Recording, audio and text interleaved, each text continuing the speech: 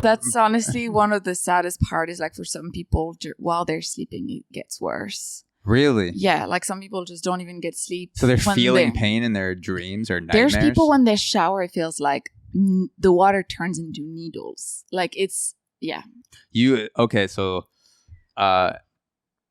that is small fiber neuropathy, right? We spoke about small fiber neuropathy a couple of times, and I remember you said it was people would feel these very extreme pins and needles sensations sometimes, and you studied that for a while during your PhD. Yeah, right? so there's a couple of disorders that I've focused on and my group has focused on, including small fiber neuropathy, inherited erythromelalgia. I know it's a bit of a tongue Inherited erythromelalgia. Melalgia, yes. Melalgia, okay. And there's also like paroxysmal extreme pain disorder.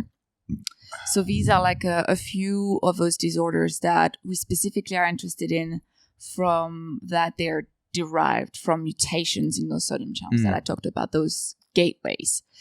And so these people have different clinical demonstration of it, but like a common feature that we see in a lot of them is that their smaller nerves are degenerating, causing them to have episodic pain. So they'll like suddenly have pain, and this can be triggered by certain things. So specifically with people with erythromelalgia, they generally are born this way, and you can see their hands and feet turning like bright red, especially when it gets hot. And so their daily life since they're children is to spend their summer with their feet and hands in buckets of ice, unable to ever wear closed shoes.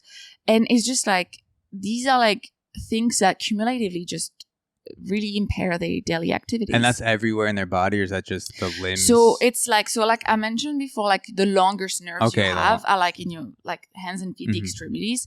And so those start degenerating from the longest fibers. And so you can see when you do a biopsy that in some of these patients, there are fewer nerves because they're just gone. And any form of damage to those nerves will just lead those gateways to just activate all the time. So they're super temperature sensitive, and like hot will make it feel super uncomfortable, cold will make it feel super uncomfortable, so they have to stay in a very their range of feeling comfortable, which may not even be comfortable for a normal person, but for them that range is so narrow surface wise or temperature wise. They basically have to be kind of like sitting in a room and not doing anything to not be in constant pain. Essentially, I mean, for the colder temperature, I think that can happen to some people. It's definitely rarer.